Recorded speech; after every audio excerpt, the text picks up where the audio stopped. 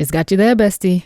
Carmilla Carmine bursts into the scene in episode 3 of Hazbin Hotel, and ever since then, she became Mother Mommy. Oh my goodness, this woman made an entrance and appearance. That being said, the entire episode surrounding her had the gears in my head turning, which is never a good thing. But once the two brain cells in my head finished rubbing themselves together aggressively, the thought popped up, is Carmilla an angel? No, like for real, she gives the vibe. But I have 3 reasons that I have made up on the spot as to why it supports my claim that she was a former angel. But there is one, just one little reason that kind of destroys everything. You know, I gotta be fair. When the good thoughts pop up, we also have to talk about the bad thoughts popping up. That can just invalidate an entire theory on the spot. Let's get into it. Reason number 1. She has a similar color scheme to the angels, a la Vaggie, because I refuse to listen otherwise. I refuse to accept any other criticisms or arguments. Vaggie is an angel. I will die on this hill. And Carmilla has that same white, gray skin tone color thing with white hair. I don't know. I don't think I've seen any other overlord with like stark blonde white hair. No, Angel doesn't count. Angel is fluffy, not like hairy. Angel fans, shut up. I don't want to hear it. He's fluffy, not hairy. Do not get into it. She also has these big horn things, like the horns that the exorcists have, probably to cover her horns. Who knows? Giving that. Second reason, she has an extensive knowledge of angelic weapons, like the only one, it seems. Every other industry in hell has like multiple people, like the entertainment industry. We have Alistair, Vox, Val, Vel. We have I don't know why I'm bringing up Hell of a Boss, but we're gonna keep that there. But it seems like Carmilla is the only one dealing in weapons, to the point that even her weapons make an appearance in the sister show.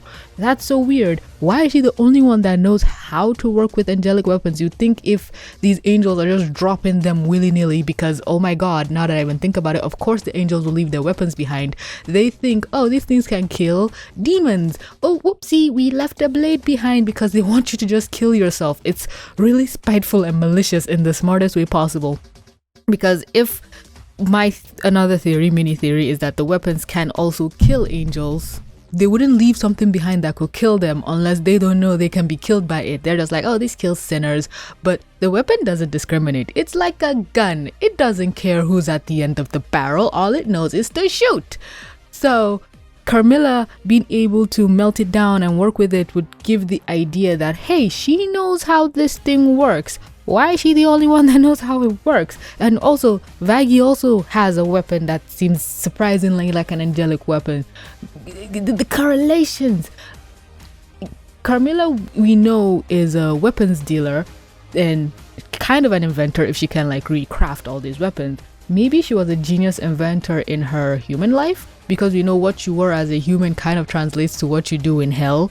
So she could have just been like this genius inventor up in heaven, up on earth, and when she died she just became one in heaven, and now she's in hell. Like, I'll get to that part of the theory. Reason number 3 as to why I think she's an angel. She doesn't really have qualms with killing other demons, but she draws a line at angels. Like, she cares if angels die. She doesn't. The velvet line did make sense. Like, why are you avoiding war? Isn't that what the guns you sell are for? You mass produce weapons that erase other demons from the face of the earth, but all of a sudden, okay, we can't attack the angels. Why? If you know they can be killed, why do you care if they die, if not for your preconceived angel biases that the demons are worthless but the angels are not?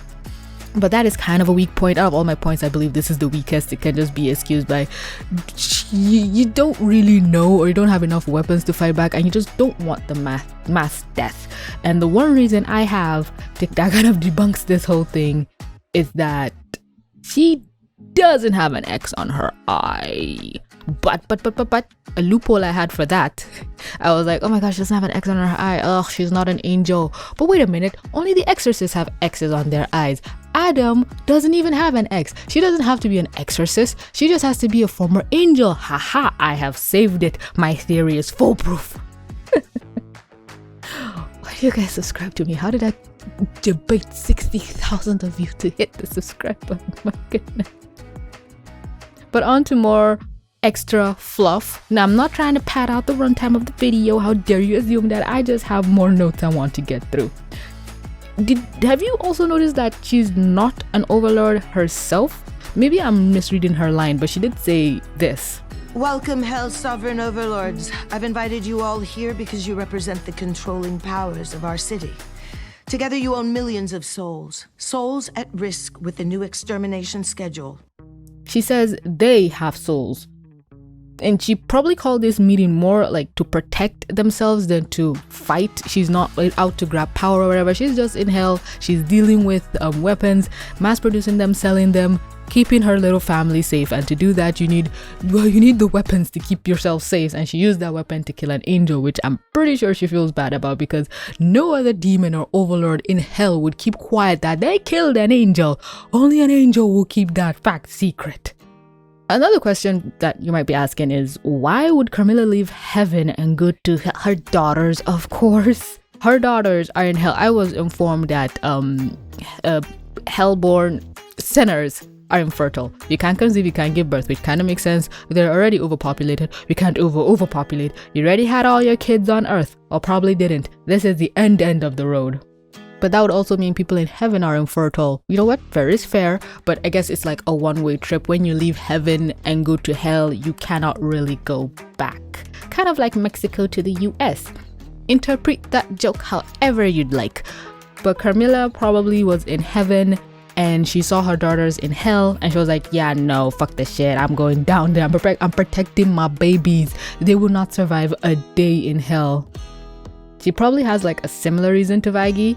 Well, it is a similar reason. Vaggie is in love with Charlie. We don't know how or what happened. I can't wait to find out.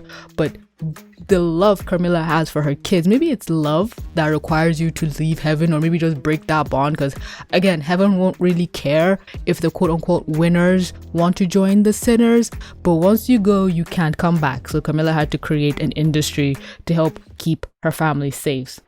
And you might also be wondering, how did a weapons dealer enter heaven? Why would Carmilla be in heaven? Oh my god, TBC, this theory is so stupid.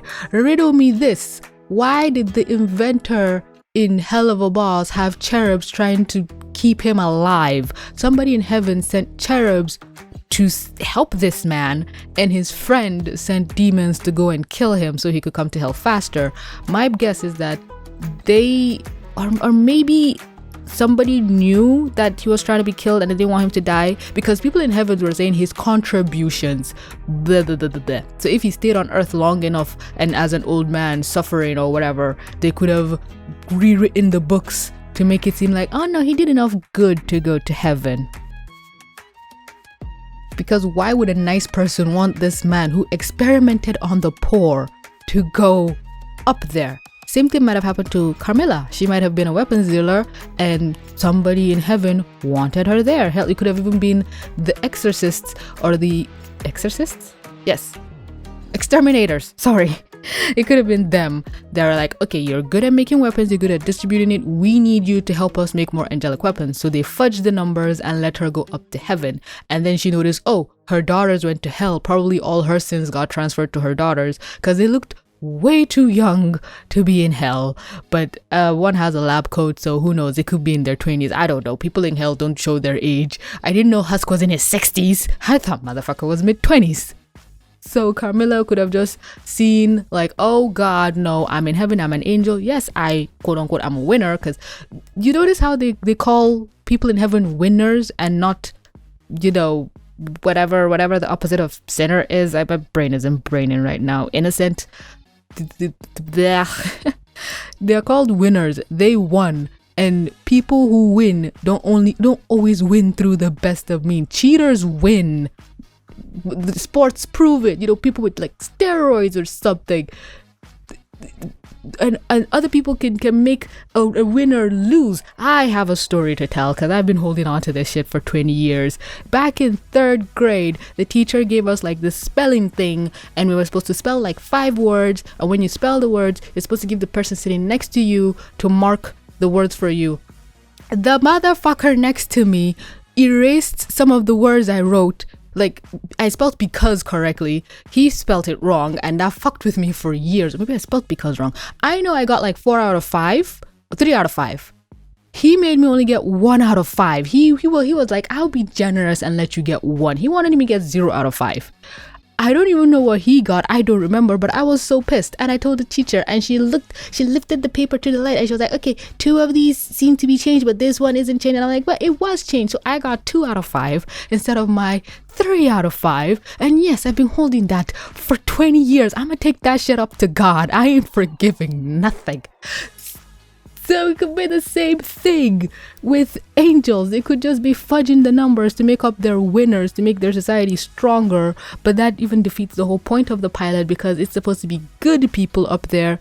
So, but the guy from Hell of a Boss isn't good, but they wanted him up there. I am so interested in this world. You have no idea. I need to understand the inner workings of how these angels convince themselves. They're like, okay, we need her here to make the weapons so we don't get annihilated by the sinners. She sees her daughters in hell. She's like, hell no. They realize they fucked up, and now she's down in hell making angelic weapons, and they're like, well, she's making the weapons, the demons are killing themselves, all is well with the world. We got what we wanted, but in a different way. But it's like, nope, your weapons can kill thine selves, which she uses to kill an angel. And now here we are. That's it. That's the theory. I hope you enjoy. I didn't think it was gonna be this long. Also, on an ending note, people be claiming that Carmilla isn't interesting, or she just showed up, or oh my god, how am I supposed to relate to her?